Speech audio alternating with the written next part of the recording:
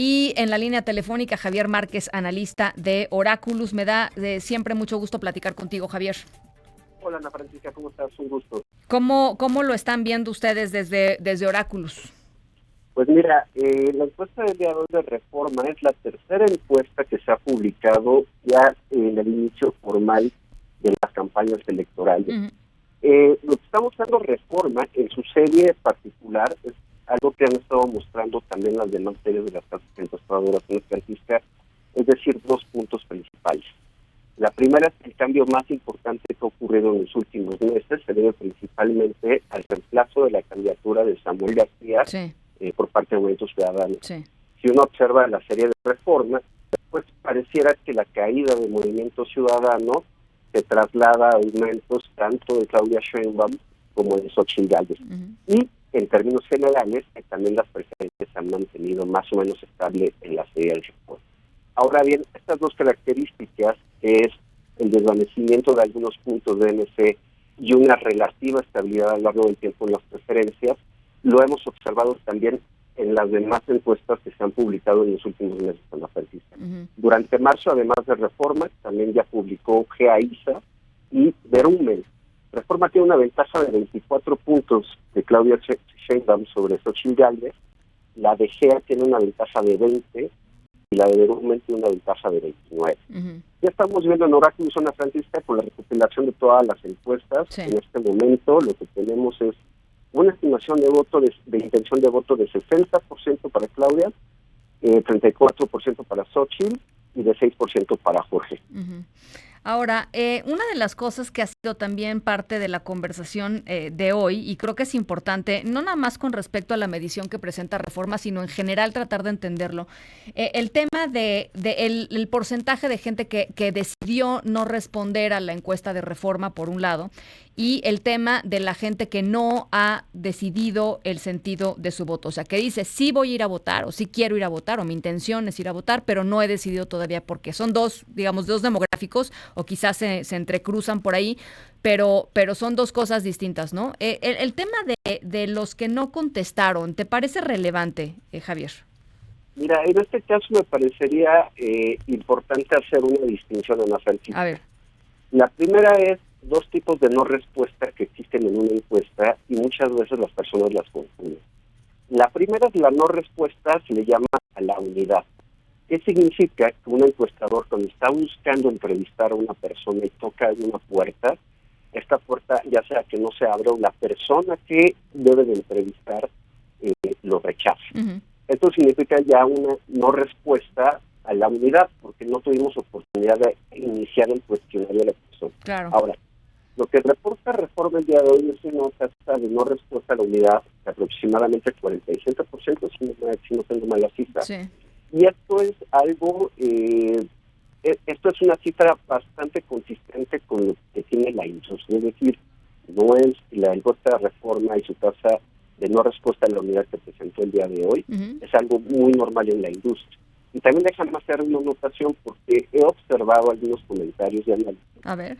en el que se dice que si la encuesta estaba proyectada, digamos, para 1,000 entrevistas y la tasa de no respuesta es de, digamos, el 50%, quiere decir que la encuesta está basada en 500 respuestas, es decir, la mitad. Esto es completamente falso A ver. en el caso de todas las encuestas, ¿no? No es correcto. Y si el 50% no respondió a Ana Francisca, lo que se busca es otras personas que compensen ese tamaño de muestra. Entonces, esa es una conclusión que he estado viendo el día de hoy muy importante.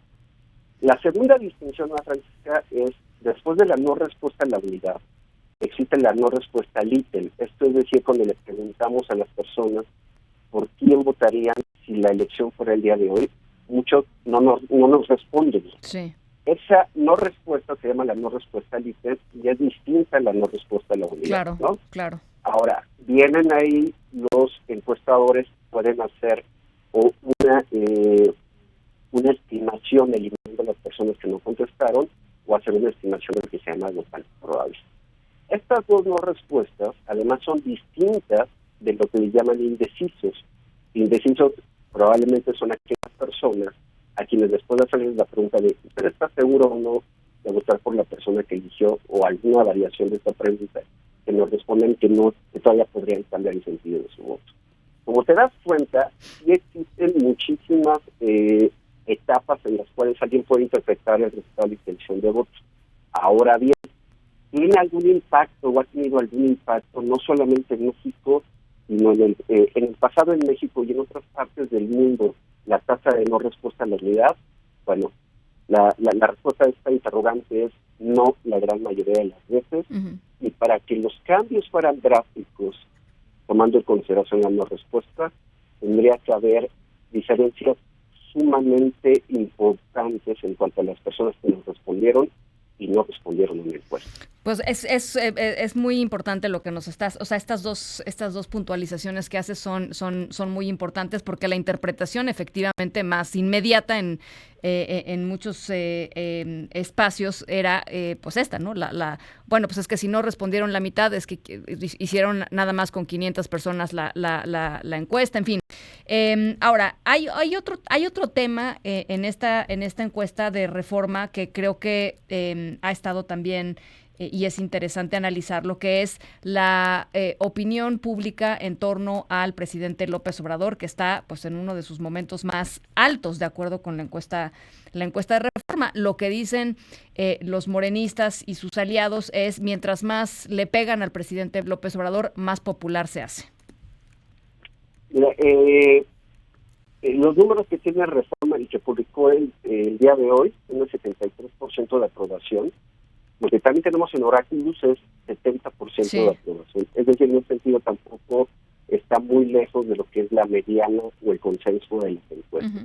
Pero quizás lo que sí más sorprende es el cambio que ocurrió en la encuesta del diario, ¿no? Yo naturalmente no podría explicar ni dar respuestas al interrogante sobre el dato de Reforma, pero bueno, también hay que considerar, en estos momentos, cuando llega la etapa electoral, muchos encuestadores adecúan su cuestionario para dar mayor importancia al tema de la preferencia electoral que a otras variables accesorias. Los cambios en cuestionario pueden ocasionar modificaciones importantes en una serie. No sé si sea el caso de Reforma, solamente lo estoy poniendo como una hipótesis. Como una hipótesis. Más allá de eso, Ana Francisca, a partir de alrededor del inicio del 2023, las encuestadoras sí empezaron a dividirse un poco en cuál era la aprobación de Manuel López Obrador, y podríamos distinguir dos tipos de casas encuestadoras. Uno que los colocan alrededor del 70% y otras que sí están mucho más abajo del 60%. Oye, estoy viendo aquí nada más, antes de pasar para otros asuntos, regresando al tema de los indecisos, el porcentaje el 36% que trae Reforma de aún no decide su voto, también es, de acuerdo con lo que hemos platicado en otros momentos, Javier, es normal, digamos, que arrancando las campañas todavía haya un buen porcentaje, digamos, del electorado que está pues viendo qué está pasando y viendo quién le convence y quién no, y a partir de quizá momentos importantes, por ejemplo, pueden ser, no sé si pueden ser los debates, pero pueden ser los debates, o puede ser un resbalón que cometa alguno de los candidatos, se vaya definiendo para un lado o para el otro, ¿no? Definitivamente, Ana Francisca, las campañas son para esto, para que los ciudadanos empiecen a absorber información de los candidatos, de los partidos, las propuestas, y con el tiempo va a ir disminuyendo. Ahora bien, para el beneficio del público, no significa que cuando llegue el día de la elección, si alguien encuestara, el 100% de las personas nos van a decir y ya está seguro de su voto. Algunas pueden decidir en el mismo día que se presentan a la casilla, y en otros casos la verdad es que muchas personas nos dicen que les gustan ser reflexivas de su voto, cuando quizás es muy probable que ya tengan una opción definida, ¿no? Pero sí, definitivamente las campañas es para que las personas decidan y tengan más elementos para emitir su sufragio. Otra de las cosas que ha estado pues ahí sobre la mesa es la sobrerepresentación que normalmente tienen los partidos que están en el poder cuando uno va midiendo. Es decir, a la gente quizá le da miedo, por ejemplo, decir que va a votar por otra opción, si piensa que puede correr riesgo, no sé, programa social o ciertas políticas con las que están de acuerdo, etcétera. ¿Te parece que eso está jugando o que podría estar jugando aquí también? Claro que sí, es muy posible que pueda estar ocurriendo una Francisca. En las elecciones presidenciales anteriores hemos observado cierto sesgo a favor del incumbente en las encuestas.